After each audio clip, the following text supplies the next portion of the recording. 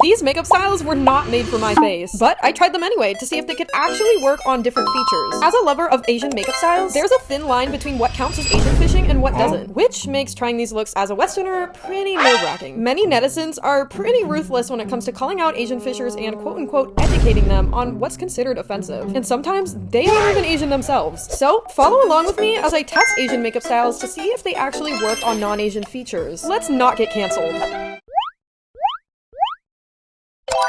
This makeup style is adorable, but also controversial. Some people say it counts as Asian fishing on non-Asian features. So today we're testing Jirai Kei makeup to see if we can appropriately make it work. We're starting off with a full coverage base, applying some concealer, and then setting all of that in place with some loose powder to achieve that blemish-free, dull skin look. And we cannot forget the enlarging lenses, but always put these in first. Jirai girls don't focus too much of their contour on their face, except on their noses, which some of them like to create this really pinched nose effect. So I'm using that as my inspiration for today's nose contour. Additionally, adding pink blush underneath the nose tip seems to be a huge trend. And to finish that off, I'm highlighting my nose with some white eyeshadow and eyeliner. Moving on to eyebrows, they typically draw theirs on, making them very, very thin and kind of a sad shape. So I tried my best to make them look as thin and sad as possible. And I found that a lot of Jirai Kei eye makeup looks emphasize a lot of pink around the eye. Additionally, I saw that they emphasize and round the crease of their eye with a red or a brown shade, which I did as well, with a red shade to match the pink. And for the Aegyo style makeup, we are going big, baby. And that's because we still need it to match the shape of our eye once we create that eyeliner droop. So it looks crazy now, but just trust the process. I'm taking my black liquid eyeliner, lining my inner corners all the way to the end of my eye, drawing it downward at an angle, and then slightly swooping it upwards. Inspired by PN makeup, this eyeliner is meant to create a droopy, almost puppy dog eye shape. Taking some of this red and brown shade, I sketch out the lowest point of my droop, connect it to the lowest point of my eyeliner, and then finally to the inner portion of my eye. And now I make a little pointy point in my inner corner, and it's time to move on to the dreaded bottom lashes, which I draw going down at an angle to enhance the overall worried eye look. I apply some mascara to the inner portion of my lower lashes, and for the top lashes, they typically go for a pretty spiky look, so I'm applying these manga extensions. I highlight my Aegyo style with some white eyeshadow, and some shimmery white highlighter to go on top of that. Now I apply that same blush from earlier pretty close to the underneath part of my eye, and similar to other Japanese makeup styles, Jirai Kei makeup also goes for a more gradient lip look, which I create by first applying some pink eyeshadow to my cupid's bow, and then also to the inner portion of my lips. They also seem to extend their lip corners, which I'm doing now, and finally, some red lip tint to finish it off. And here is my completed Jirai Kei inspired makeup attempt, and despite it being a bit out of my comfort zone, I actually love how it turned out. I don't own any Jirai Kei pieces, but I really wanted to encapsulate the Jirai Joshi look, so I tried to DIY my own cord. I don't know how I did, but I tried. So now the question is, do I become a full-time gyaru or a Jirai Kei girl? Let me know down below, you guys, and comment what makeup style you want to see me try next. Bye! How the heck do Chinese cosplayers make their makeup look that good? And how the heck can you recreate it on non-Asian features? Is it possible? We're gonna test it out. The first step to properly recreating this style is circle lenses. They literally do half the work. With our base, we're going for the most amount of coverage as humanly possible, because I swear these cosplayers are always 100% imperfection free to the gods. Now here's one of the major keys to achieving the Chinese cosplay makeup look: using a cool toned contour. It helps create the illusion of depth and sharp shadows. I'm focusing my contour on my lower jawline and on my chin to create a V-shaped illusion. Moving on to nose contour, I'm going to be making my nose look as tiny as possible. Using the same liquid cool toned contour from before, I'm creating a teeny tiny upside down triangle shape on the tip of my nose, and then I'm simply blending it out with my finger. Now I'm taking that contour and dragging it up the sides of my nose, and then again gently blending it out with my fingers. Another huge key here is to use a white foundation or concealer to highlight and carve out different parts of your face. So I'm using an angled brush and some white foundation to highlight my nose, and then I also use it to carve the sides of my nose. This helps make your nose look super narrow, and those Chinese cosplayers always have the most snatched noses. Here I'm just highlighting my chin, and then I'm setting my whole base in place with some loose powder. And surprise, we are contouring the face yet again, this time using a contour powder, because I'm telling you, Chinese cosplay makeup is all about the contouring. I'm going back over all of our previous work with the powder, and then also using it to connect my nose bridge to my eyebrows. We then blend that out, and then with some white eyeshadow, I'm doing the same thing with the portions of my face that I want to highlight. I'm putting some white eyeliner on the tip of my nose, and now my nose is completely gone.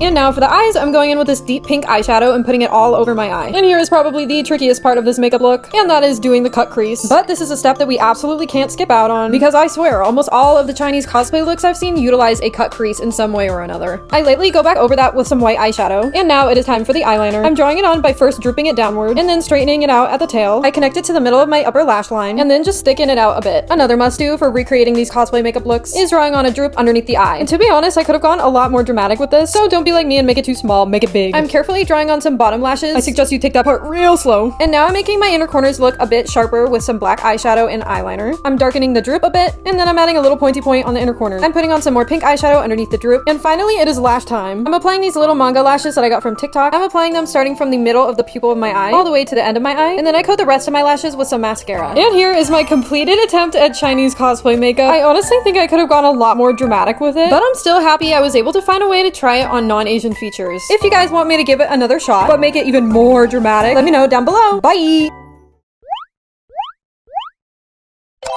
Chinese makeup looks like literal digital art, but can it also look that good on non-Asian features? You guys gave me so many good tips after the last video, so today I'm putting them to the test. Let's see if I can redeem myself. Of course, we are starting off this look by popping in some colored contact lenses, obvi. And like last time, we are going for that full heavy-duty coverage. This time using a bit of a lighter foundation. Something I didn't do last time is use my color corrector, and we are doing that this time. It helps to make your complexion look more even. And after we conceal the nose, I was told to add more highlights to the center of my face, so I'm using my white foundation to do that. And again, like last time, we are using cool toned contour because this is how all the Chinese baddies get their faces looking snatched. I use it to make my chin look more V-shaped, and don't forget to drag your contour down your neck a little bit. After fully powdering the face, we are going back over all of that with some powdered contour. This is how we get that sculpted face effect like the Chinese cosplayers have. You guys suggested that I do thinner eyebrows with less of a tail. Now the nose contour is going to be completely different this time. Mine was way too Western styled last time. So this time I use a tutorial that I found on Rednote to help guide me. Chinese Douyin style nose contour seems to focus more on creating fake shadows and highlights on the nose, rather than defining the bone structure like in Western makeup. I'm using white eyeshadow to help highlight the center of my face, and then I apply it all over my eyelids. And then I'm using a dark brown eyeshadow to make a sort of cut crease before the cut crease eyeshadow. I'm going in with this deep burgundy shade to darken that up a bit, and then I'm diffusing all that out with my eyeshadow brush. And just like last time, we are going in for that cut crease. It takes a long time, but I understand why the Chinese baddies use it. It makes your eyelids look so much bigger. I go over it with some white eyeshadow, and then I'm applying some brown eyeshadow to the inner corners of my eye. You guys recommended that I use dark brown eyeshadow instead of eyeliner, so that is what I'm doing for my under eye droop. And now using a liquid black eyeliner, we draw downward and straighten it out at the tail, fill in the top portion, and then I connect it all to my upper lash line. I'm using some black eyeshadow to connect my wing to my droop. Another suggestion I got was to go heavier with the aegyo makeup, so that is exactly what we are doing this time. And then I add some pink in the underneath outer portion of my eye. Using a brown eyeliner, I'm darkening my inner corners and the droop a little bit. And then we are using a white eyeshadow to make our aegyo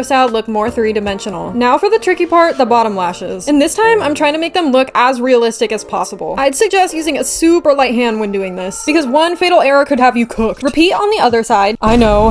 And then for lashes, I'm applying these manga strip ones. I add some extensions as well. And then I go over the fake eyelashes and my natural lashes with some mascara. I apply some of this bright pink blush high up on my cheeks and underneath my nose. Chinese makeup focuses on creating more shadows on the lips rather than overlining like Western style, so that is the look we're going for using a brown eyeshadow. They also use lip tints to create a more gradient effect to the lip. They seem to do their lip makeup very delicately, so I'm lightly blending all of that out using a flat brush. And this is my completed second attempt at Chinese makeup. Do you think it suits non-Asian features? I feel like it's giving major Gyaru vibes on me. Maybe it's the outfit choice, but I don't know. Don't forget to comment down below what makeup style you want me to try next. We're making this a whole series. See you next time. Bye!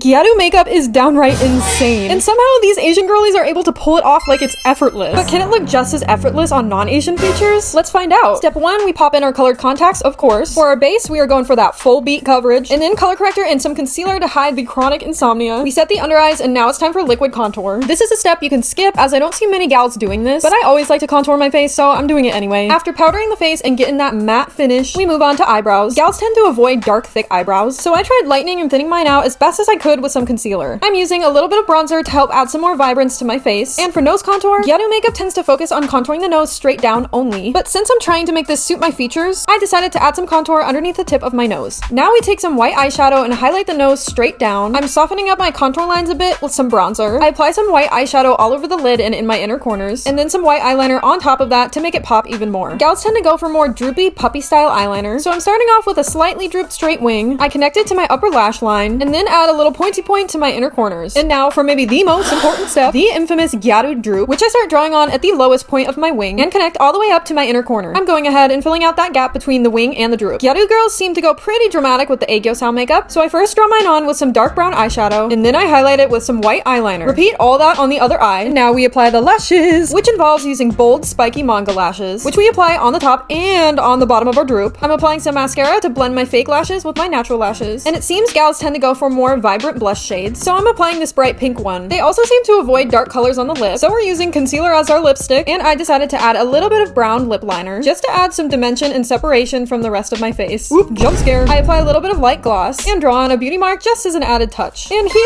is the finished Gyaru-inspired makeup look. I'm not exactly sure what Gyaru substyle my makeup would fall under, but I'm still so happy I found a way to make it work for my own features. I even tried making an outfit to pull the whole look together. I also wanted to see what it would look like with the way I regularly do my lips, and I'm in love. What makeup style should I try next? Bye! How do you think these looks turned out? Do they actually suit different features? Comment down below and let me know what styles I should try next. Don't forget to like and subscribe, and I'll see you in the next one. Bye!